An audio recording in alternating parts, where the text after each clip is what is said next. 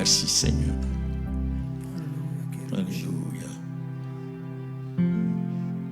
Alléluia.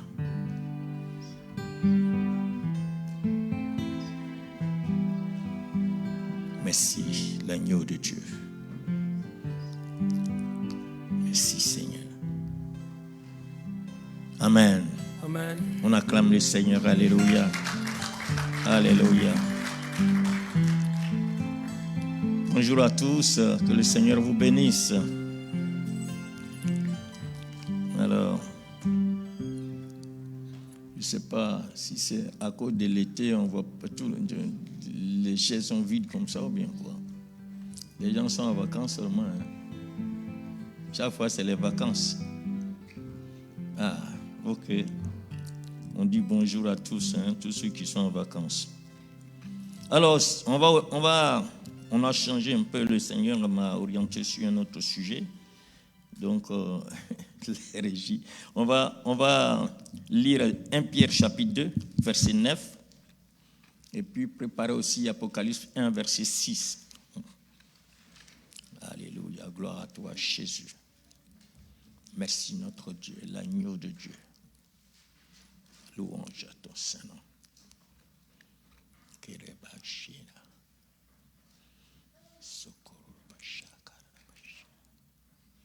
Alors, 1 Pierre chapitre 2, verset 9. Alors, donnez le micro à quelqu'un qui peut lire. Ou bien je vais lire. C'est pas grave. Ah, voilà. Là-bas, ceux qui sont là-bas, lisez derrière. 1 Pierre 2, 9. Vous, au contraire, vous êtes une race élue, un sacerdoce royal, une nation sainte, un peuple acquis, afin que vous annonciez les vertus de celui qui vous a appelé des ténèbres à son admirable lumière. Amen. Amen. Apocalypse chapitre 1, verset 6.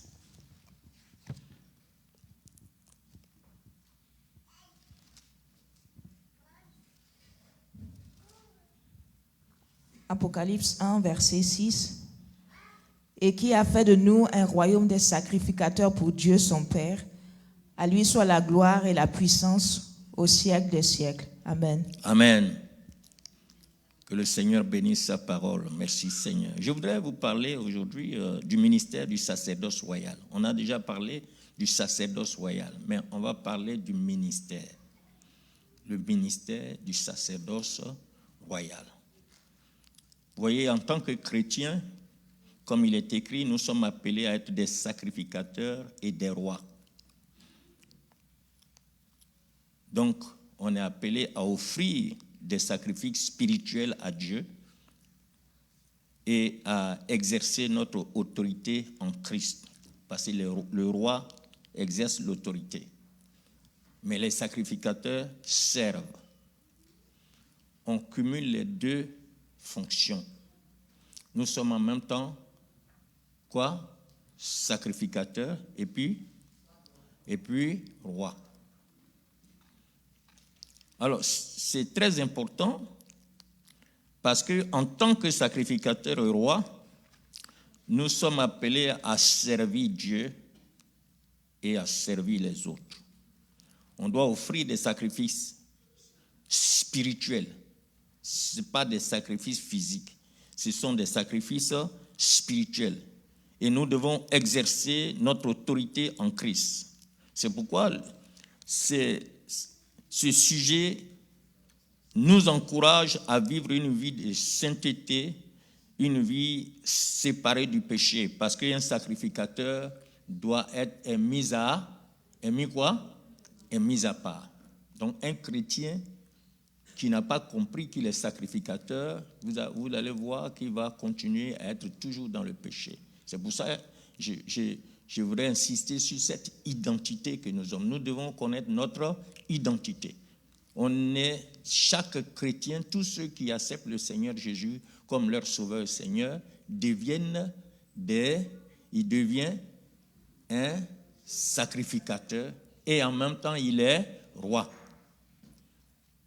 Vous savez que Jésus est le souverain sacrificateur et il est le roi des rois. Et ça ne vient pas seulement de Jésus, ça vient depuis de Melchisédek, avant même qu'Abraham, celui à qui Abraham a donné les dîmes. Donc, ça vient de loin. Et le Seigneur avait préparé tous ceux qui sont avec lui, qui l'ont reçu dans leur cœur comme leur sauveur Seigneur, deviennent comme lui. Ils deviennent des sacrificateurs et des rois. Et lui, il est le souverain sacrificateur. Et maintenant, dans le passage ici, on est des sacrificateurs. Pourquoi?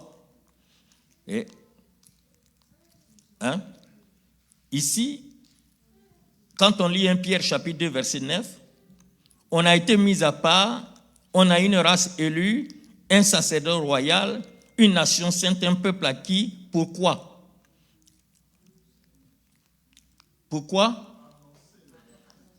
Pourquoi annoncer les vertus de celui qui nous a appelés des ténèbres à son admirable lumière. Donc, il y a un but pour lequel Dieu t'a mis à part. Il a fait de toi sacrificateur, il a fait de toi roi. Ce but-là, c'est quoi? Quel est le but dans ce qu'on vient de voir? C'est quoi le but? Témoigner de Christ.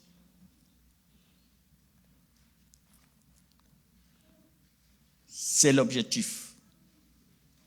Et c'est pourquoi il est nécessaire de connaître notre identité.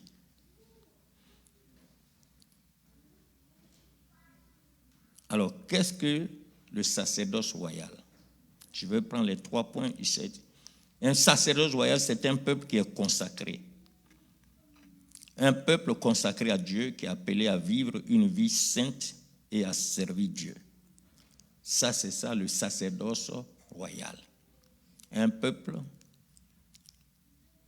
appelé à un peuple qui est d'abord consacré à Dieu, qui est appelé à vivre une vie sainte et à servir Dieu.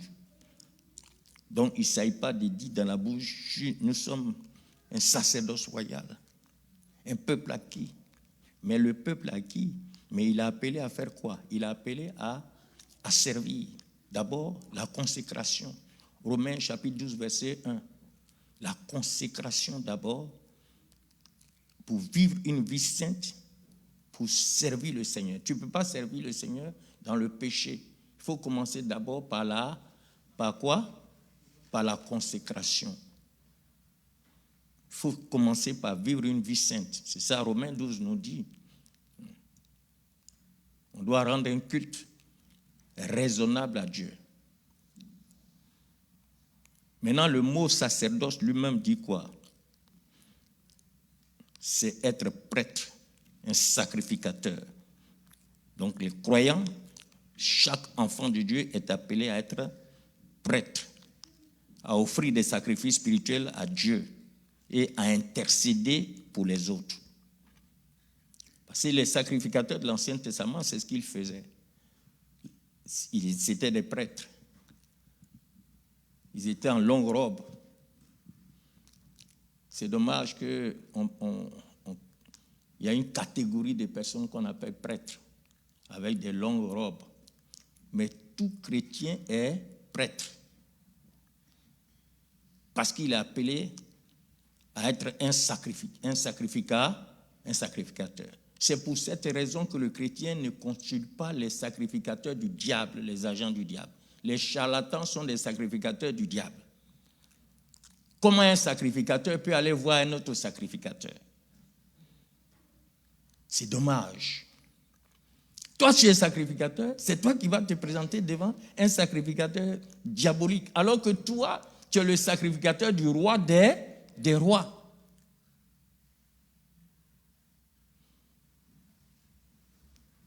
Un jour, il y a... C'est ma femme qui me disait quelque chose comme ça, qu'il y avait une sœur et puis son frère. Un jour, la sœur est chrétienne et son frère, lui, il est religieux. Donc, il est dans le christo-paganisme. Alors, il a dit à sa sœur qu'il y a un grand charlatan quelque part, que lui vraiment il souffre beaucoup, elle n'a qu'à l'accompagner là-bas. Elle dit, mais moi je ne veux pas aller là-bas, toi si tu veux aller voir. Bon, comme elle aime son frère, et puis quand les gens ne sont pas fondés aussi dans la foi, il a insisté, et puis elle a accompagné. Donc, ils vont, tous les deux, ils entrent dans le cagibi du charlatan. Ils regardent le frère de la sœur, après il regarde la sœur, et puis il dit à son frère, si tu veux que je te dise quelque chose, il faut dire à ta sœur là de sortir. Là, je n'ai rien, elle n'a qu'à sortir d'abord avant que je ne parle. Parce que c'était quoi? L'Esprit de Dieu était sur elle. Quand elle est entrée là, les démons étaient déjà bloqués. C'était fini. Ils ne pouvaient plus rien faire. Parce que le sacrificateur du grand roi se présente devant un sacrificateur du diable, les démons sont déjà soumis. Et quand tu ne connais pas ton identité et que toi, en tant que sacrificateur du roi des rois, du Dieu, le verset est très puissant ici. Vous voyez que le verset il dit quoi? Surtout Apocalypse chapitre 1, verset 6. Il nous a fait roi et sacrificateur pour Dieu son Père. À qui soit la gloire et la puissance au siècle des siècles. Il nous a fait quoi? Il nous a fait roi. Mais dans certaines versions, ils ont mis, il a fait de nous un royaume. Un royaume, nous sommes des rois. Alléluia. Alléluia. Donc le ministère du sacerdoce royal est très important. Nous avons un ministère, chaque chrétien ici, chacun ici a le ministère du sacerdoce royal. Alors, regardons les points du ministère. D'abord, j'étais en train de démontrer, de décrire un peu ce que c'est que le sacerdoce royal. Qu'est-ce que j'ai dit sur le sacerdoce royal? Qu'est-ce que c'est que le sacerdoce royal? C'est quoi? Le sacerdoce, c'est un sacrificateur, c'est un prêtre. Il appelle à offrir des sacrifices à Dieu. D'accord. Amen.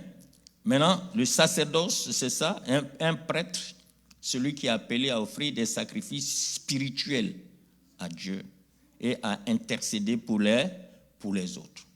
Les sacrifices spirituels sont des sacrifices d'action de grâce, de louange, d'adoration. Ce sont des sacrifices que nous devons offrir à Dieu. Maintenant, je vais vous dire aujourd'hui, parce que plusieurs chrétiens ne connaissent pas leur identité.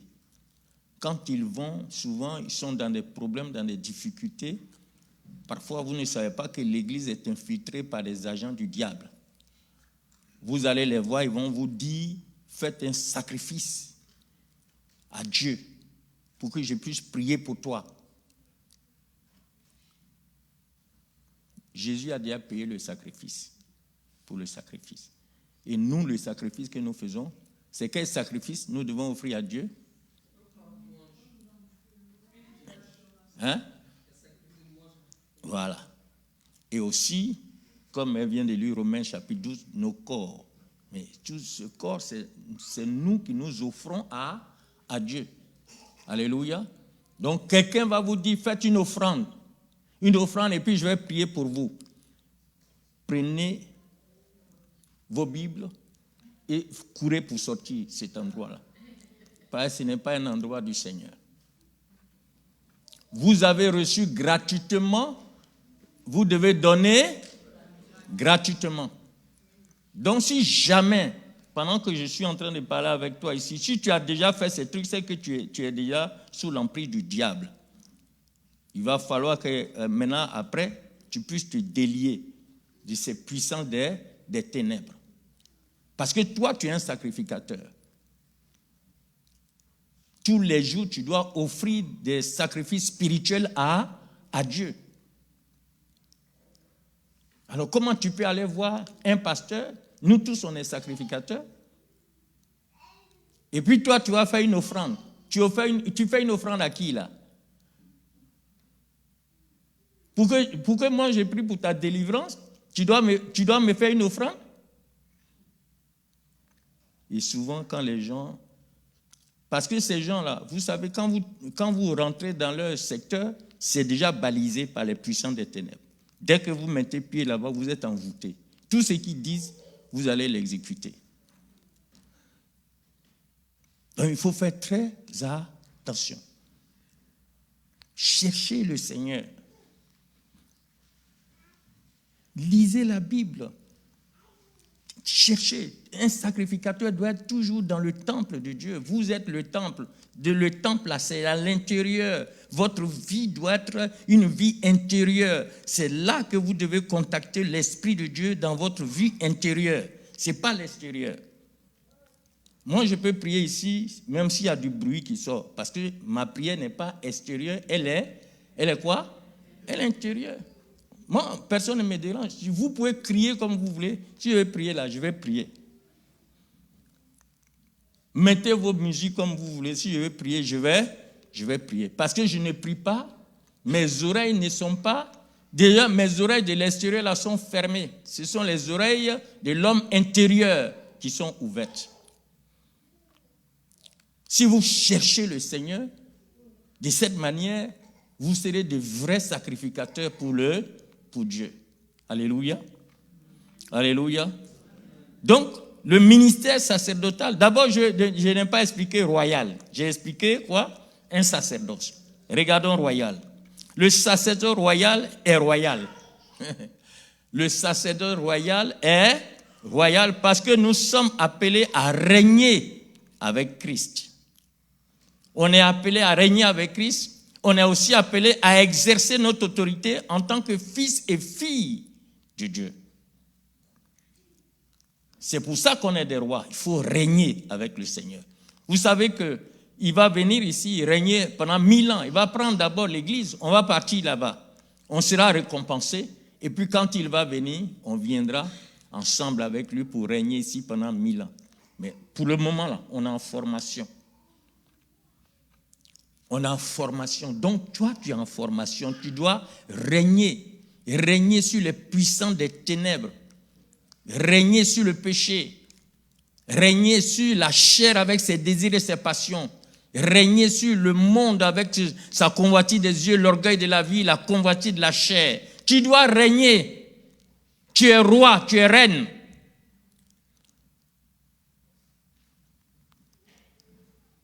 Ce n'est pas toi qui vas toujours tomber dans le péché. Un peu seulement tu tombes, un peu seulement tu tombes. Ah, pauvre pécheur, pardonne-nous.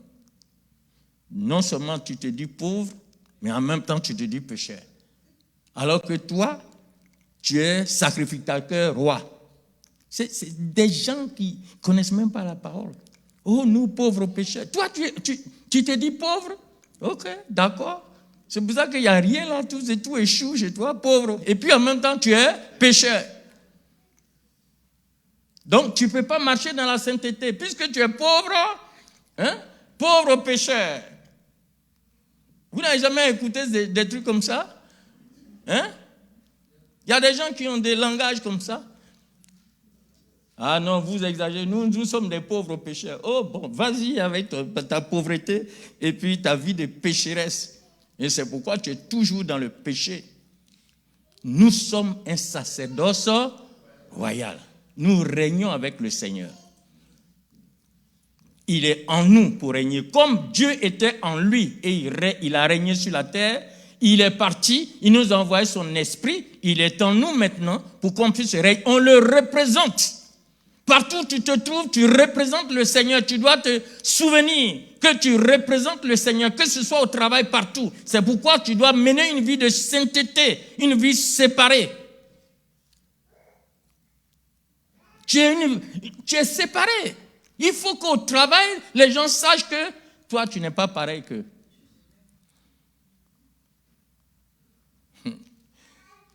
Un jour, quand je travaillais, j'avais donné 3 ans au Seigneur pour être à plein temps.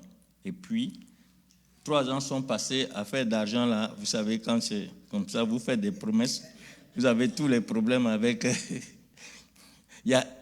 Quand les 3 ans sont passés, les situations financières commencent à changer. Moi-même, j'ai constaté que je devais... Puisque j'ai fait une alliance avec le Seigneur, j'ai dit, je dois travailler 3 ans. OK. Il a ouvert les portes. Et puis, j'ai travaillé. J'étais bien. 3 ans passent, je suis encore dedans. Maintenant, j'ai dit, il faut que je fasse telle chose, Parce que quand, à notre époque, tu as plein temps, surtout dans mon église, tu n'as rien, hein, tu vis par la foi. Hein. Voilà. Donc, quand je réfléchis, quand je pense à la famille, j'ai dit, Seigneur, attends d'abord.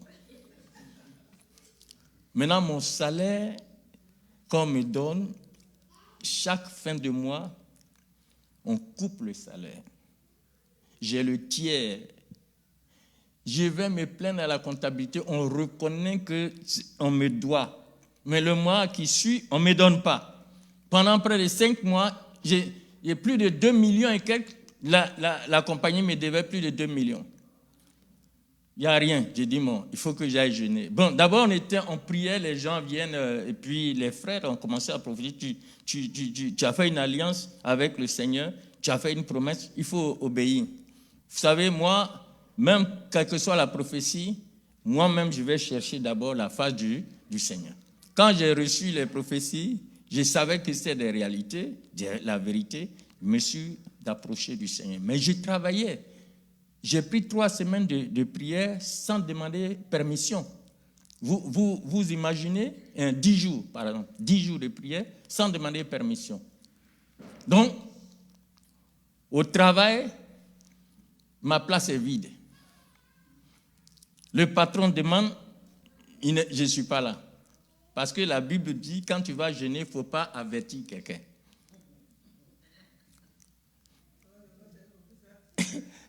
Donc, c'est comme ça que moi, j'ai compris. Donc, je n'ai pas demandé permission. Donc, puisque c'était venu brusquement, je suis parti prendre mes 10 jours. Mais ça chauffait derrière moi. Le patron dit, mais s'il vient ici, là, le jour où je suis entré, j'ai prié. Je suis entré, je suis revenu. Mais mes collègues l'ont dit, mais toi, tu es foutu. Hein? Cette affaire, demande d'explication même, c'est fini pour toi. Hein? J'étais là tranquille. Et effectivement, quand le patron est entré, il m'a appelé. Je suis allé dire, mais où tu étais? J'ai dit non, je suis allé chercher la face du Seigneur, prier, jeûner. Il dit, bon, ici, là, ce n'est pas l'église ici. Hein? Ce n'est pas l'église. Et tu sais combien on a perdu pendant ton absence? J'ai dit oui, je suis conscient. Mais quand je suis allé prier là, j'ai prié aussi pour vous. J'ai prié pour que vous aussi, le travail ici là, ça puisse marcher. Hein? Voilà, que le Seigneur puisse vous bénir abondamment, qu'il vous donne la sagesse et toutes ces choses. Mais comme la parole de Dieu nous dit, de ne pas avertir avant de faire le jeûne, c'est pour ça. Sinon, j'ai prié pour vous. Il était dans le fauteuil, il a tourné le fauteuil comme ça. Il dit, ah bon, tu as prié pour moi? J'ai dit, oui. Il dit, ah bon? Ok, d'accord, tu peux partir. Affaire d'explication, tout ça, c'est fini. J'ai dit, j'ai prié. Le Saint-Esprit a fait son travail. Est-ce que vous savez que quand j'ai demandé ma démission, j'ai reçu mon salaire pendant 1 an. Quand j'ai démissionné, il ne voulait pas que je démissionne, mais j'ai dit, mais c'est le Seigneur. C'est pour ça que j'avais jeûné. Il dit, bon, on va te donner ton salaire pendant 1 an. Quand tu es au travail, il faut mettre ton drapeau du royaume de Dieu. On doit savoir qui tu es. Il ne faut pas avoir peur. Il ne faut pas avoir peur de la persécution, de toutes ces choses. Vous savez, c'est pour cela que le diable a inspiré les gens. Maintenant, on dit de ne plus parler de Jésus au travail. Vous savez, c'est à cause de ça. Mais on peut parler des homosexuels au travail, les gays, méditation transcendantale, on peut parler de yoga, mais il ne faut pas parler de Jésus. Même yoga, là même, on envoie ça même au travail. Il y a une salle là-bas, on dit celui qui veut faire yoga, qu'il aille là-bas. Or, c'est une religion. Yoga, c'est capter la force du serpent. Ça veut dire capter la force du serpent. C'est pour ça qu'ils prennent leur position de serpent. Mais les gens ne connaissent pas. C'est Jésus qu'ils attaquent. Donc, royal veut dire simplement que tu es appelé à régner avec le Seigneur. Tu dois exercer l'autorité sur la terre comme fils et fille du roi, du Dieu vivant. Alors, le ministère, on va voir le ministère. Il y a 4 points ici sur le ministère du sacerdoce royal. Le premier point, c'est l'intercession. Nous sommes appelés à intercéder pour les autres, à prier pour eux et à les soutenir dans leurs besoins. Ça, c'est le ministère sacerdotal. Vous savez que le plus grand ministère dans l'Église, ce n'est pas apôtre, ce n'est pas prophète, ce n'est pas évangéliste, pasteur, docteur. Le plus grand ministère dans l'Église, c'est l'intercession. Donc, que les frères et les sœurs qui sont dans l'équipe d'intercession soient bénis. Parce que vous êtes en connexion directe avec le Seigneur. Pourquoi il est le plus grand ministère? Parce que vous savez, Jésus, quand il est mort à la croix, il a dit quoi? Tout est quoi? Tout est accompli. Donc, il a tout accompli sur la terre avant de partir. Mais vous savez que là-bas, il a dit, je vais vous préparer de la place. Hein? Mais le deuxième point qu'il fait là-bas, il intercède en notre faveur. Il n'a pas arrêté d'intercéder. Il est le plus grand intercesseur. Et non seulement il est le plus grand intercesseur, mais de là-bas encore, l'Esprit qui nous a envoyés, qui est venu en nous, l'Esprit-là intercède aussi en notre faveur. Donc on a 2 grands intercesseurs. Ça dit que si quelqu'un n'a pas intercédé pour toi, ne t'inquiète pas, il y a 2 grands intercesseurs. Le Seigneur Jésus et qui? Le Saint-Esprit.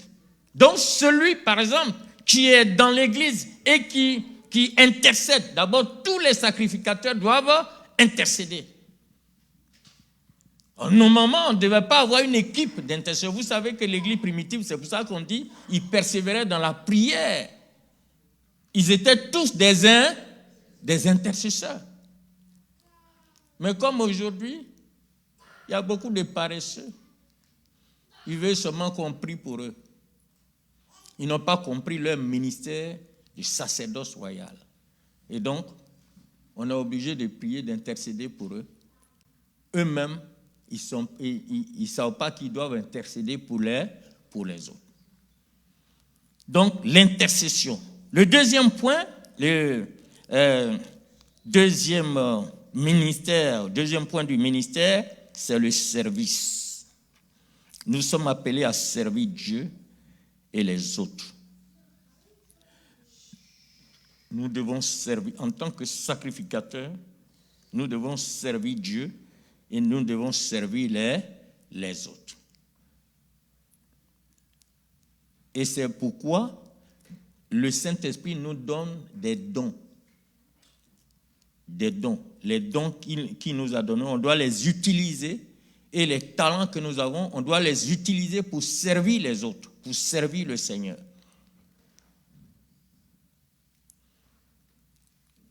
Il y a des gens qui ont des talents, des années, ils sont à l'église, ils ne cherchent même pas à servir le Seigneur avec leur talent.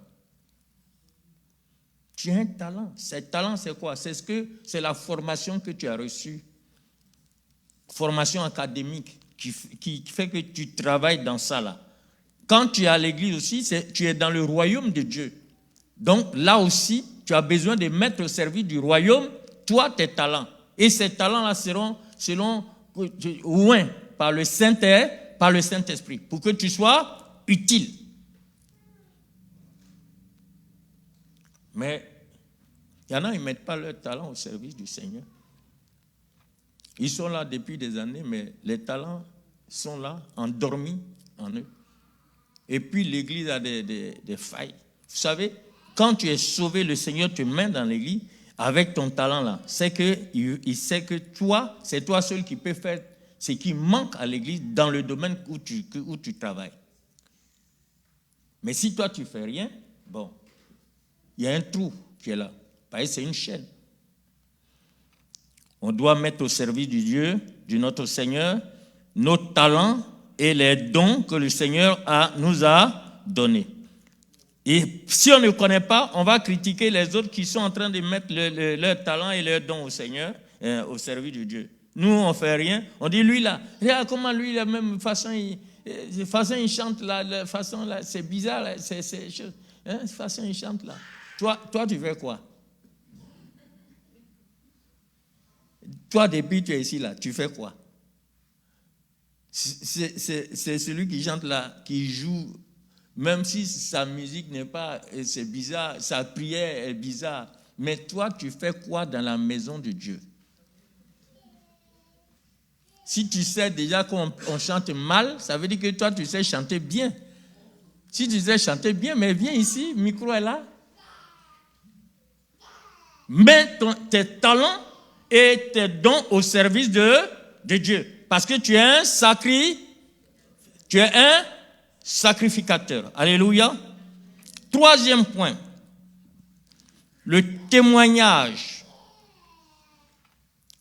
On dit pour annoncer les vertus de celui qui nous a appelés des ténèbres à son admirable lumière.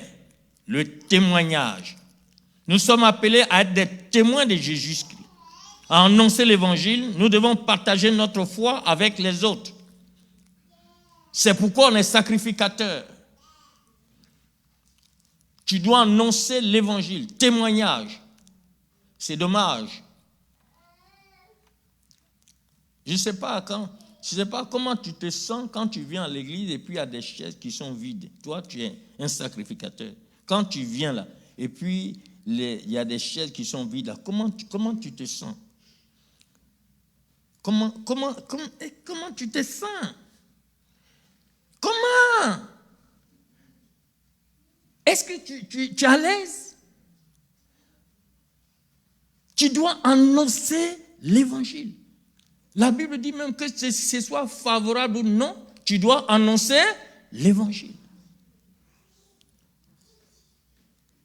Quand il est dimanche que tu arrives, et puis tu vois les places sont vides. Comment tu te sens? Ou bien c'est le pasteur qui doit tout faire. Il doit remplir tout ça. Aujourd'hui, c'est ça. Il faut connaître ton quoi? Ton identité. Tu es sacrificateur. Hein?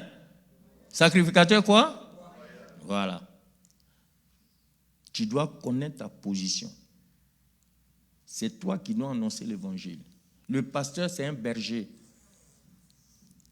Est-ce que vous avez vu un berger aller s'accoupler avec ses brebis?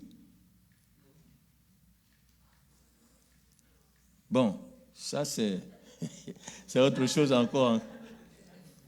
Mais quand je parle de berger naturel même, berger naturel, il est avec ses moutons là, en brousse là-bas là. Qu'est-ce qui se reproduit? C'est le berger avec les moutons qui se reproduit. Voilà, lui, il va les paître, il va leur donner la nourriture, il va les soigner, il va donner ce qu'il faut. Et ce sont les brebis qui doivent se multiplier. Le pasteur est un berger. Tout ce que je peux faire, c'est de chercher à vous visiter, vous fortifier, s'il y a une situation, prier avec vous. Mais c'est vous qui devez vous multiplier parce que vous avez des contacts partout. Comment vous pouvez me donner tout le travail? C'est quoi ça? Vous n'avez pas pitié de moi? Moi, je vais quitter après Mabolo, je vais aller jusqu'à comment on appelle? Vous savez, quand je suis là, je fais 3000 marches par mois. Alors que les 3000 marches, on les fait par trimestre. 3000 marches par mois. Avec mon âge encore en plus. Et puis vous voulez encore que c'est moi qui dois me multiplier encore. C'est qu'elle a fait ça. Et pitié de moi quand même. Hein.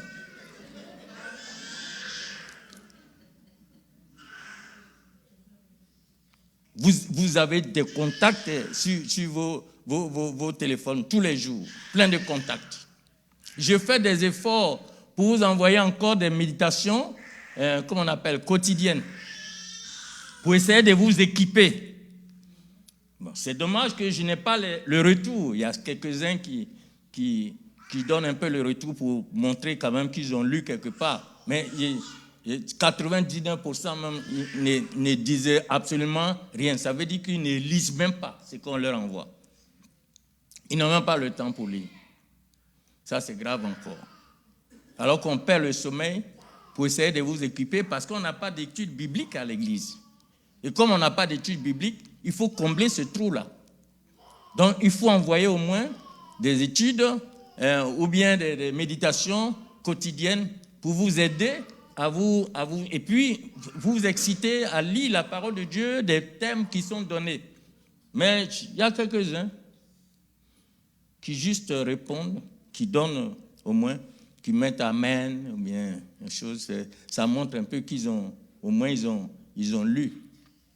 Mais il y en a même jamais, même pas amen même dessus. C'est-à-dire que depuis, on la voit là, c'est aligné là-bas, il ne jette même pas un coup d'œil. Nous devons témoigner de qui? Voilà. 4e point, ministère. Adoration. Adoration. Nous sommes appelés à adorer le Seigneur, à le louer, à le glorifier pour tout ce qu'il a fait pour nous et pour tout ce qu'il est, puisque c'est notre ministère. L'adoration, la louange, les actions de grâce. Voici nos 4 ministères, les 4 points de notre ministère. Alors, c'est quoi? Quels sont les 4 points? L'intercession. On doit intercéder les uns pour les autres. 2e point, le service. On doit être au service des uns des autres. Tes talents, tes dons, tu dois les mettre au service de Dieu dans l'Église. Alléluia. Et puis, le témoignage. Tu dois être un témoin, tu dois te multiplier. Quand tu es marié physiquement, là, tu as cherché les enfants.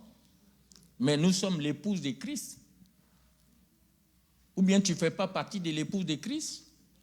Si tu fais partie de l'épouse de Christ, mais Christ fait des enfants. Si tu es stérile, il y a le figuier stérile là, qu'est-ce que le Seigneur a fait de ça? Il a fait quoi?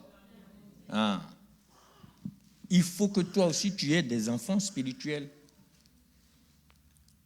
Donc tu dois annoncer l'évangile. Tu dois jeûner, prier pour les gens, pour qu'ils puissent accepter le Seigneur. Tous ceux qui sont en contact avec toi, là, ils ne sont pas en contact avec toi pour rien. Ils doivent savoir que toi, tu es un sacrificateur royal. Et donc, tu dois leur annoncer l'évangile. Ils doivent savoir à qui ils ont affaire.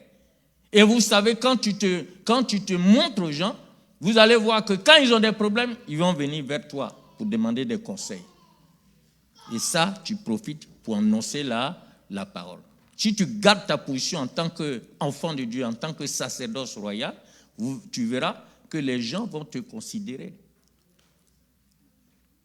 Il ne faut pas être comme eux. Tu es mis à part. Tu es consacré au Seigneur. Et c'est comme ça que tout ce qu'ils vont faire contre toi ne marchera pas. La parole de Dieu dit, nous sommes des héritiers du Seigneur. Toute langue qui s'élèvera en justice contre nous, voilà. Tu as l'autorité, tu exerces l'autorité. Tu vas condamner, tu vas détruire au nom de Jésus. Alors, donc, les 4 points du ministère. Alors, les conditions bibliques pour le ministère du sacerdoce, c'est basé sur certaines conditions que nous devons remplir. D'abord, nous connaissons tous, c'est la nouvelle naissance. On doit être né de nouveau. Il faut être sûr que vraiment Jésus est dans ta vie. Tu dois être né de l'esprit. Parce que Dieu est adoré en esprit et en vérité. Donc, pour faire partie du sacerdoce royal, tu as besoin d'être né de nouveau, d'être né de l'esprit. Ce qui est né de l'esprit est esprit. Et ce qui est né de la chair est chair. Et ensuite, tu dois marcher dans la sanctification. Il faut chercher à vivre une vie sainte, une vie qui est séparée du péché pour exercer le ministère du sacerdoce royal. Puisque tu es mis à part, il faut vivre une vie de sanctification. Comme je l'ai dit tout à l'heure, ne te prends pas pour quelqu'un qui est pauvre pécheur. Tu n'es ni pauvre, ni pécheur. Qu'est-ce que la Bible dit? Ne savez-vous pas que votre corps est le temple du Saint-Esprit et que le temple de Dieu est saint et c'est ce que vous êtes. La Bible dit que nous sommes saints. C'est dommage qu'il y ait des doctrines où on attend après la mort d'un grand prêtre pour voir s'il est saint ou bien s'il n'est pas saint. Tout ça c'est des conneries, ça. Et puis il y a des gens qui sont assis là-bas. Et ils sont des intellectuels, des gens qui ont été à l'école et tout ça. Ils sont assis là, des responsables. Mais s'ils sont assis là, c'est qu'ils sont assis pour quelque chose. Ils sont assis pour le péché, ce n'est pas pour la vérité. Nous sommes saints, on est séparés de Dieu. C'est parce qu'on est saint qu'on vit dans la sanctification. Tu ne vis pas dans la sanctification pour devenir saint. Non, c'est parce que tu as cette position de sainteté que tu vis dans la sainteté. C'est parce que je suis marié que je suis avec ma femme, je ne cherche plus ailleurs. Si je ne suis pas marié, voilà, je peux promener mes regards partout. Mais dès l'instant où j'ai choisi mon épouse, je suis marié, c'est fini ça. S'il y avait des à côté, je dois couper. Je dois même enlever même les numéros de téléphone parce que ma femme peut regarder dans mon téléphone. Alors, si toi tu es marié et puis tu ne veux pas que ta femme regarde dans ton téléphone, il y a un problème. On doit chasser les démons là. Il y a quoi dans ton téléphone et puis tu ne veux pas que ton conjoint regarde? Qu'est-ce que tu caches?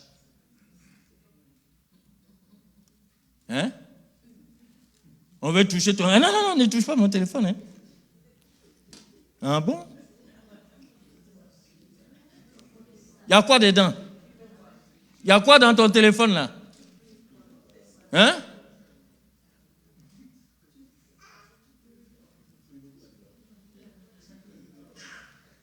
Il y a quoi dedans? Secret de travail. Eh Seigneur. Amen. Amen. La nouvelle naissance. Et puis le troisième point, qui est important, la connaissance de la parole de Dieu. Puisque nous sommes un sacerdoce royal, nous servons le Seigneur, on doit connaître sa parole. Parce que pour exercer ce ministère, il faut connaître la parole. Jésus a dit, celui qui a mes paroles, qui demeure dans ma parole, à qui c'est en lui je demeure, et il portera du fruit.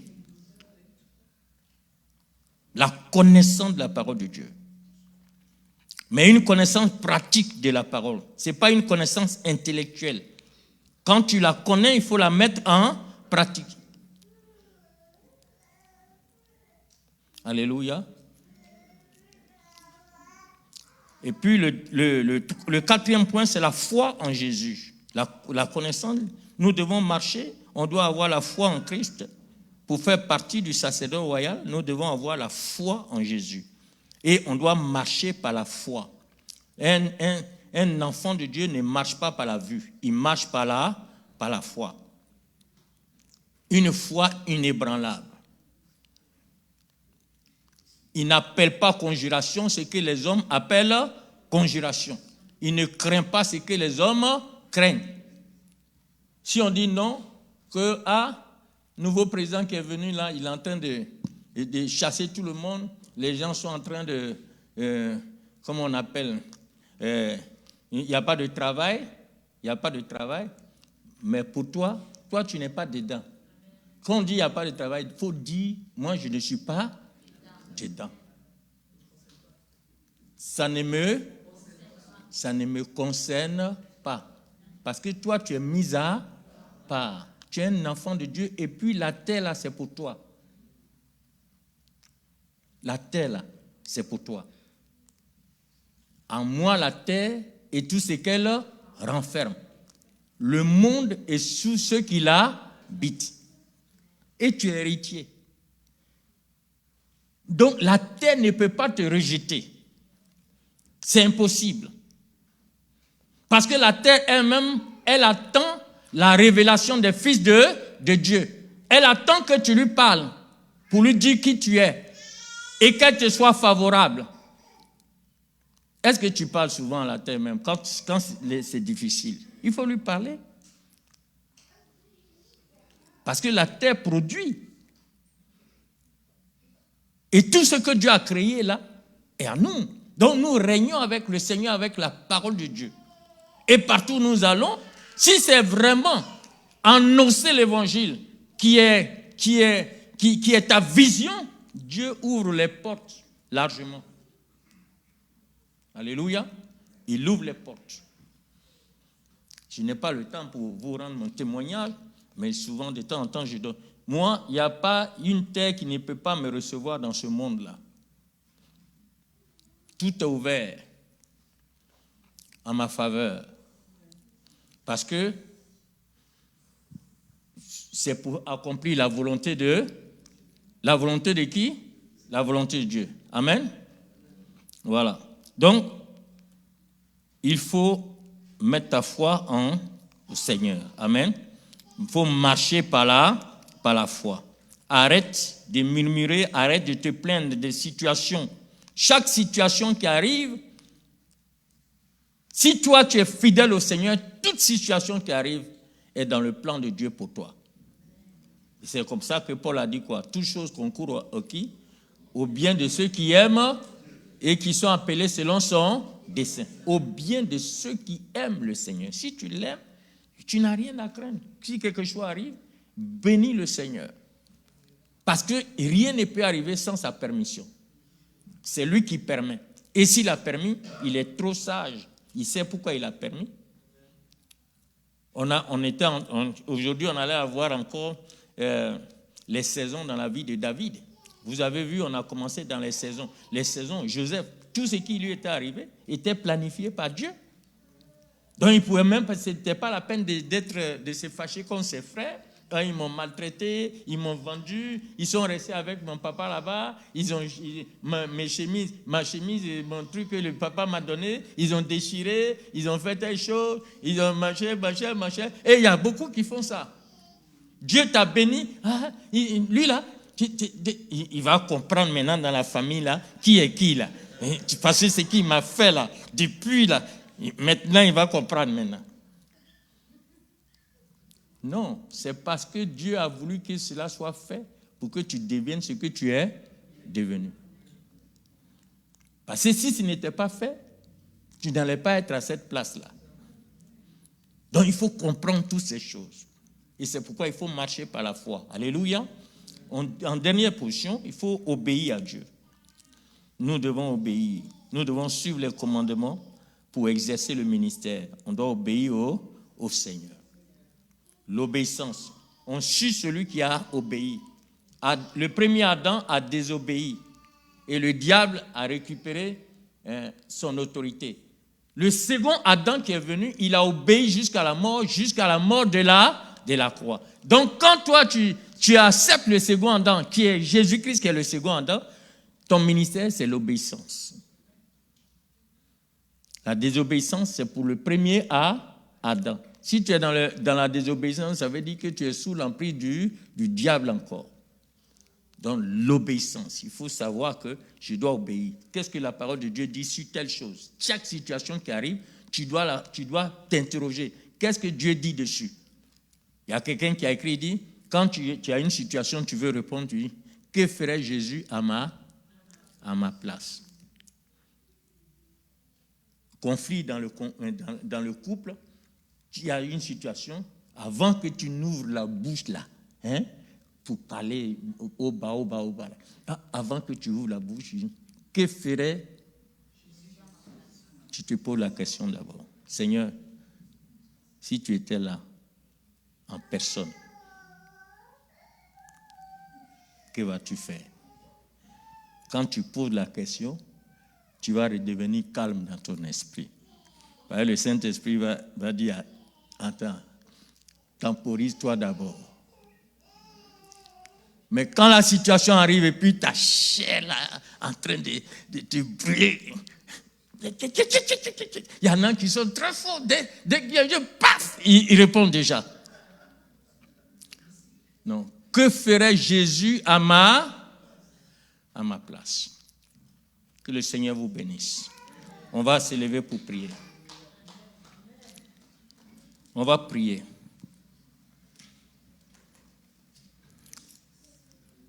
Tu as été appelé. Tu connais ton identité aujourd'hui.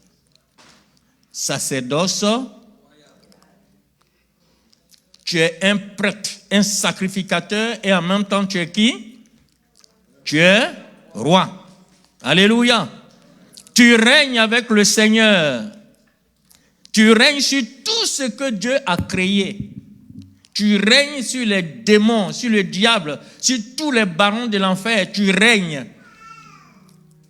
Mais pour que tu règnes, il faut être sous l'autorité de celui qui règne au-dessus de tout. Et c'est ça qui est important. Alors tu vas prier. Alléluia. Tu vas prier pour toi d'abord. Puis je vais prier avec toi. Alléluia. Prions le Seigneur. Tu vas bénir le Seigneur pour ce ministère qu'il t'a donné. Tu n'es pas sauvé pour rien. Parce que Dieu a fait de toi sacrificateur et roi. Il a regardé dans le monde, il a regardé dans ta famille, il a regardé partout. Et c'est toi qui l'as choisi pour être son sacrificateur. C'est toi qui l'as choisi pour être roi, son roi. Et tu dois bénir le Seigneur pour ce choix qui a été fait. Et ça, c'est la grâce de Dieu dans ta vie. Tu dois le remercier de ce qu'il a fait de toi, un sacrificateur qui va lui offrir des sacrifices spirituels, l'adoration, la louange, ton corps comme un sacrifice vivant, séparé du péché, séparé de l'iniquité, tes pensées, veiller sur tes pensées au nom de Jésus-Christ et marcher par la foi. Parce que tu es un homme spirituel. Tu dois marcher par la foi. Tu ne marches pas par la vue. C'est la chair qui marche par la vue. L'esprit marche par l'esprit. Et tu es né pour marcher par l'esprit. Né de nouveau. Racheté par le sang de Jésus-Christ. Alléluia. Merci Seigneur. Tu dois prendre l'autorité. Régner au nom de Jésus. C'est pourquoi Jésus a donné son nom. Il nous a donné son nom, qui est au-dessus de tout nom, devant lequel tout genou fléchit. Il nous a donné cette autorité. Il nous a délégué cette autorité parce que nous sommes des rois. Et tu dois exercer cette autorité au nom de Jésus-Christ. Alléluia. Merci Seigneur. Alors demande à Dieu de t'aider à vivre en tant que sacerdoce royal. Prions le Seigneur. Demande-lui qu'il t'aide à vivre en tant que sacerdoce royal. Qu'il t'aide à vivre en tant que sacrificateur et en tant que roi. Il t'aide à vivre pour intercéder pour les autres. Avoir la compassion des autres. Intercéder en leur faveur. Prier pour ta famille. Prier pour ceux qui t'entourent. Prier pour les frères, pour les sœurs. Tu dois insérer cela dans tes prières de tous les jours. L'intercession. Alléluia. Merci notre Dieu. Alléluia. Il faut prier aussi pour la compréhension de ta position, de ton rôle en tant que sacrificateur et roi. Que le Seigneur te permette de comprendre cela au nom de Jésus-Christ. Prions le Seigneur. Prie pour cette compréhension, cette position que le Seigneur t'a donnée. Prie pour comprendre la profondeur de cette position. Au nom de Jésus-Christ. Cette plus grande compréhension, c'est nécessaire. Ton rôle en tant que sacrificateur, en tant que roi, dans le nom de Jésus-Christ. Merci notre Dieu. Gloire à toi. Au nom de Jésus, nous avons prié. Amen. Amen. Amen. Que le Seigneur vous bénisse.